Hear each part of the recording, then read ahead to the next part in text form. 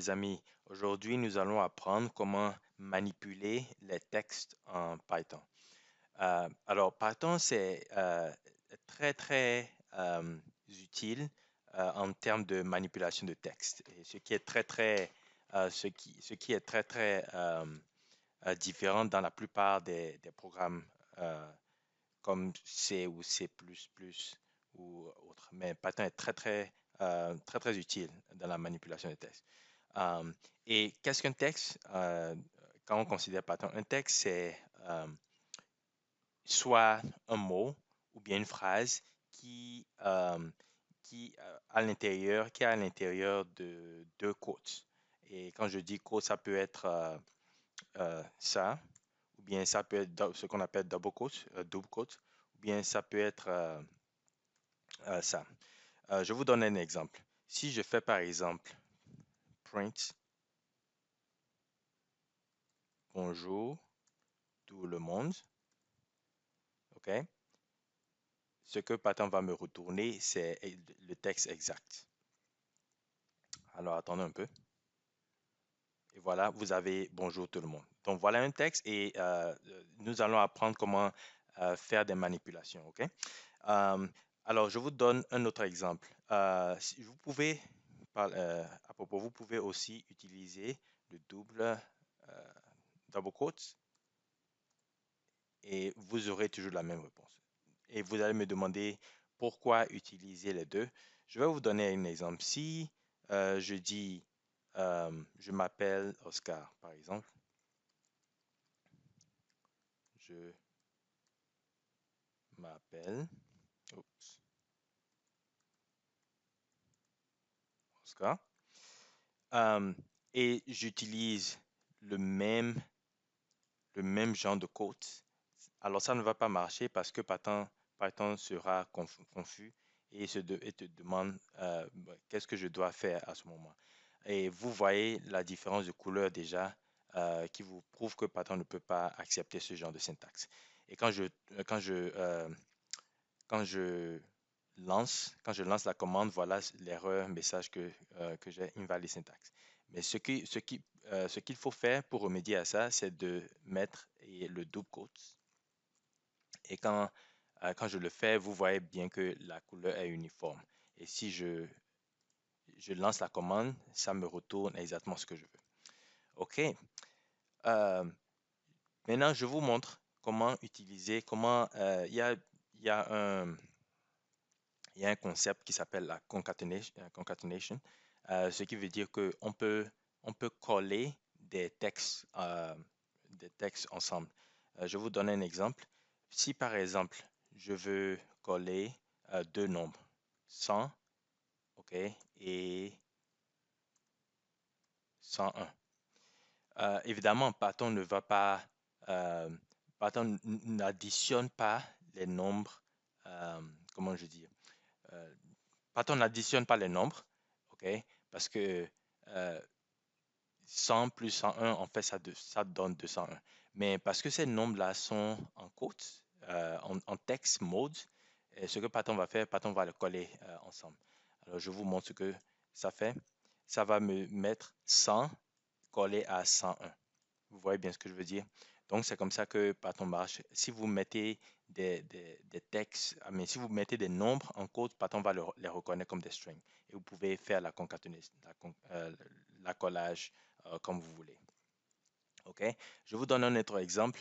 Il y a des cas où vous aurez à utiliser des espaces. Par exemple, si je fais bonjour, bonjour, euh, bonjour Oscar. OK? Et je fais Oscar. Et à propos aussi, la concaténation, ça se manifeste avec l'opération plus. OK? Si je fais bonjour Oscar, ce que ça va me retourner, ce sera bonjour collé à Oscar. Mais qu'est-ce que je dois faire pour créer l'espace? Il y a deux solutions. La première, c'est de créer un espace juste après bonjour. OK? Et vous verrez que ce sera rectifié. Et la deuxième manière d'y remédier, c'est de créer un autre texte, OK? Avec un espace coller à bonjour et à Oscar avec l'espace au milieu. Et ça va me donner les mêmes résultats. Voilà comment la plupart des programmeurs remédient à ça. Bon, il y a aussi des cas où vous aurez peut-être à coller des textes plusieurs fois, le même mot plusieurs fois. Si par exemple je fais Oscar, je veux le répéter 3 fois. Ce que j'ai à faire, c'est de multiplier par 3 et le même texte sera répété 3 fois en collant. OK. Maintenant, essayons d'évaluer la dimension ou bien la longueur d'un texte, ou bien la longueur d'un mot. Le meilleur moyen de le faire, c'est de faire print length. Donc, ça, c'est une fonction qui permet ça me le dit ici, ça retourne le nombre de caractères qui sont dans un texte. Et quand je dis nombre de caractères, ça considère aussi les espaces ou quel que soit le genre de caractère. Si par exemple je fais len Oscar, ce que ça va me retourner, c'est le nombre de caractères qui sont compris dans Oscar, ce qui fait 5. OK? Euh, voilà pour ça. Et parlons maintenant de la notion d'index. Et qu'est-ce qu'un index? Un index, c'est pratiquement, c'est un nombre qui reflète la position d'une lettre dans un texte. Je vous donne un exemple. Par exemple, ici, j'ai le mot Python, OK? Et il y a l'index positif et l'index négatif. L'index positif, ça va de 0 qui correspond à la première lettre du mot. Et l'index négatif, la fin, c'est juste, comment dire, euh, pour la plupart des cas, c'est toujours -1. OK? Donc, si vous voulez, euh, si vous voulez avoir la dernière lettre d'un mot, ce sera moins, vous allez appeler -1. OK? Et si vous voulez la première lettre d'un mot, vous allez devoir utiliser 0. OK? Il y a des cas où vous allez vouloir avoir les 2 premières lettres ou les 3 premières lettres. Et ce qu'il faut retenir ici, c'est que euh, Python utilise des intervalles ouverts à la droite. Si par exemple je veux euh, P, Y et T, je vais devoir demander l'intervalle de 0 à 3, mais 3 ouverts. Si par exemple je veux 1 à 4, Y, T, H et O, je vais devoir demander l'intervalle 1 à 5 ouverts. OK? Ce qui veut dire 1 à 4 fermés. OK? Donc, je vous donne des exemples tout de suite. Euh, si par exemple, je fais mon nom, OK? Et je fais, pardon, OK? Je lance la commande. Voilà, je sais que si je lance mon nom, je verrai Python, OK? Bon, ce que je veux maintenant, je veux créer un index. Bon, j'ai l'index, bien je veux retirer la première lettre euh, de, euh, de la variable mon nom, OK? Donc, ce que je vais faire, c'est que je vais écrire mon nom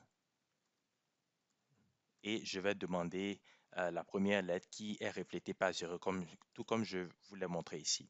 Donc, si vous le faites comme ça, ce que Python va faire, Python va me retourner P.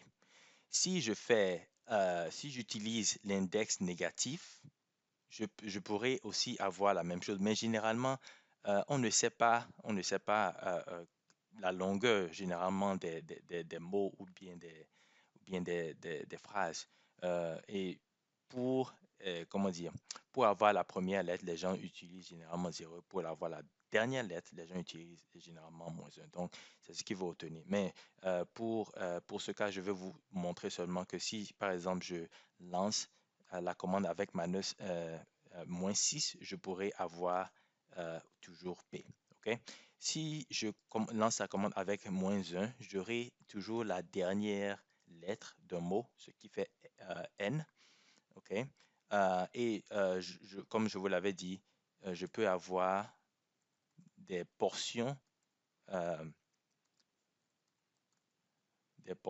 comme par exemple si je fais de 1 jusqu'à 4, je vais avoir, regardons le graphe, si je fais de 1 jusqu'à 4, je vais avoir Y, T et H parce que ce sera de 1 à 4 ouverts, mais à 3 fermés. Donc Y, T, H correspond à ça. Et si je lance la commande, voilà ce que j'ai.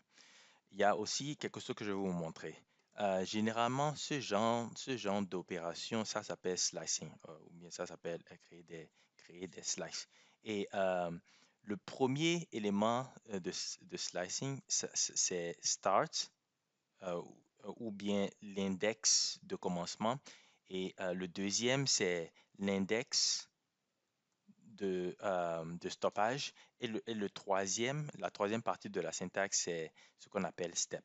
Et step, c'est le nombre de mots ou bien le nombre de lettres que vous voulez, que vous voulez je dirais, comment je dois le dire, que vous voulez sauter. Et par défaut, ce sera un. Et un, généralement, ça veut dire que vous ne sautez aucun mot. OK? Et ici, je ne saute aucun mot. Et si je fais par défaut un, si je mets le défaut un, ça ne va pratiquement pas changer. Ça ne va pratiquement rien changer parce que rien n'est sauté. Par contre, si je fais 2, ok, ça va sauter une lettre. Je suis sûr que ça va sauter une lettre. Donc, ça va sauter la lettre T et ça va me retenir la lettre Y et H.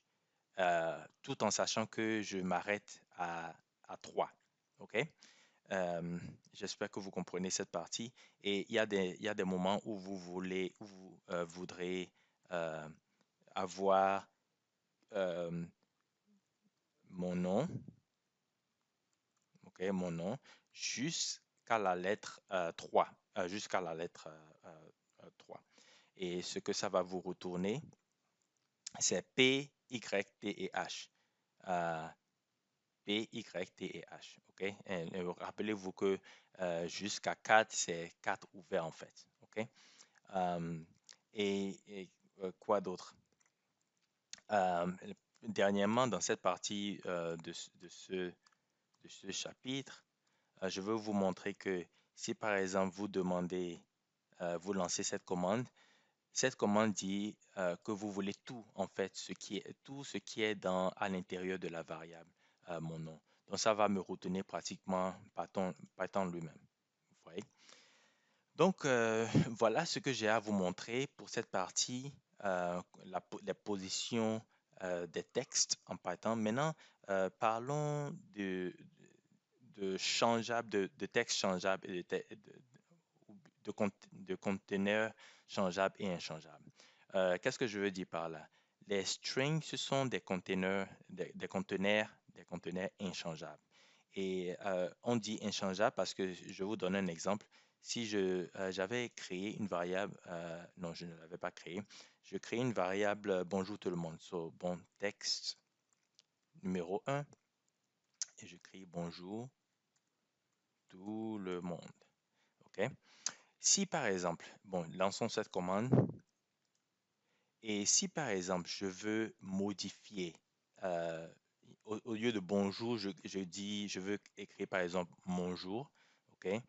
Ça ne va pas marcher et je vais vous montrer pourquoi. Parce que si par exemple je fais texte 1, je veux que le texte, la lettre B soit changée par la lettre M, ok?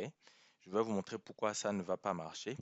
Et donc, lançons cette commande et voyons voir si on peut la modifier. Et voilà le résultat que ça nous donne. Ça dit que Object does not support item assignment. Pourquoi? Parce que les textes sont inchangeables. Vous ne pouvez pas modifier la structure des textes. Voilà pourquoi vous avez cette erreur. Maintenant, comment remédier à ce problème? Ce que vous devez faire, c'est de créer un nouvel assignment euh, et, et, euh, et dire par exemple que texte2 égale M. Vous créez petit texte et vous ajoutez maintenant texte 1 tout en sachant que vous devez vous ne devez plus utiliser B, mais vous allez commencer avec O. Ok, donc ça veut dire que vous voulez pratiquement la deuxième lettre jusqu'à la fin. Voilà. Et je ne savais pas si je vous l'avais dit, mais la première lettre d'un mot en Python commence toujours avec 0. Ça ne commence jamais avec 1. Et ça trompe beaucoup de gens. Donc, si je fais ça, ça va, euh, ça va résoudre le problème. Et si je lance la commande texte2, ça me dit bonjour tout le monde. OK? Bon, il y a des cas où vous allez devoir combiner des lettres et des mots. Par exemple, si je dis print et je dis j'ai, euh, j'ai,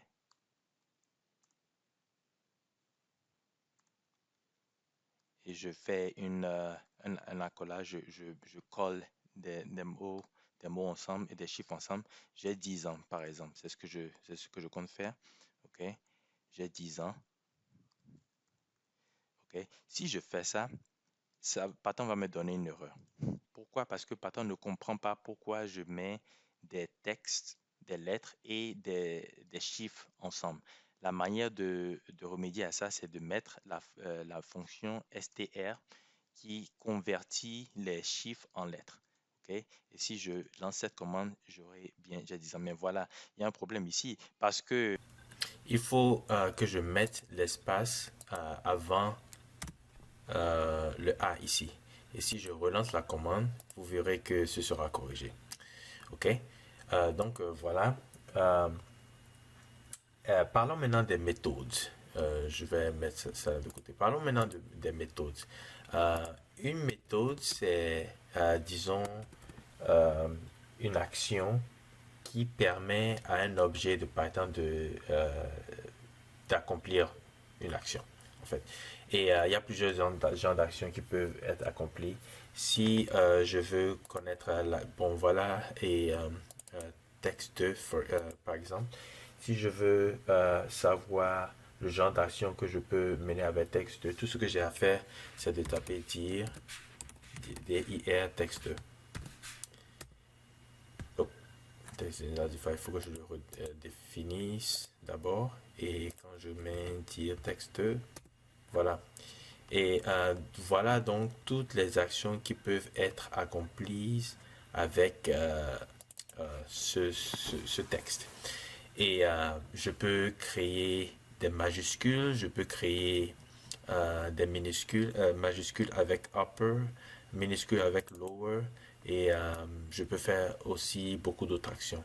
Donc, je vais peut-être enlever ça pour le moment. Ok, je vais enlever peut-être ces caractères pour le moment. Je vais en parler plus tard.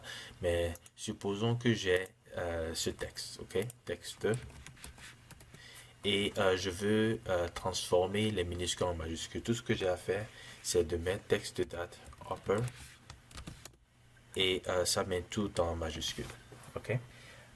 Donc voilà un exemple. Un autre exemple que je peux faire, si je veux savoir le nombre de fois que euh, la lettre peut-être la lettre E est utilisée dans ce texte, je peux faire ceci. Texte date counts, texte de point count, et je mets la lettre à laquelle je m'intéresse. Si je m'intéresse à la lettre E par exemple, voilà ce que je fais. La lettre peut apparaître 3 fois comme vous le voyez. Et si une lettre si une lettre ne fait pas partie du texte, ce que Python va me donner, c'est -1. Par exemple, essayons S, essayons la lettre S. La lettre S ne fait pas partie de ce texte, donc ça va me donner... oh, il y a la lettre S. Prenons la lettre peut-être Z, ok? La lettre Z. Z. Si je prends la lettre Z, voilà, ça va me donner 0. Généralement, euh, ça donne -1, mais ici, ça donne 0. Et une autre chose que vous devez remarquer aussi, c'est que Python fait la différence entre les lettres majuscules et les lettres minuscules. Vous voyez par exemple ici que la lettre O apparaît une fois, voilà, en majuscule. Et en minuscule, vous verrez que Python ne considère pas la lettre minuscule. Python fait une différence entre la lettre majuscule et la lettre minuscule. Donc, il faut garder ça en mémoire à la prochaine. Il y a aussi un moyen de trouver la position d'une lettre dans un texte. Par exemple, si je veux trouver la position de la lettre, la position de la lettre M dans Je m'appelle Oscar, je peux utiliser la méthode find et je vais mettre M. Et ça va me donner la position de la lettre M qui est 3. OK? Parce que je fais à partir G, ça c'est pour 0, E c'est pour 1, l'espace c'est pour 2 et la lettre M c'est pour 3. Donc voilà pour ça. Explorons la méthode split. Si par exemple j'ai un exemple, bon voilà l'exemple que j'ai.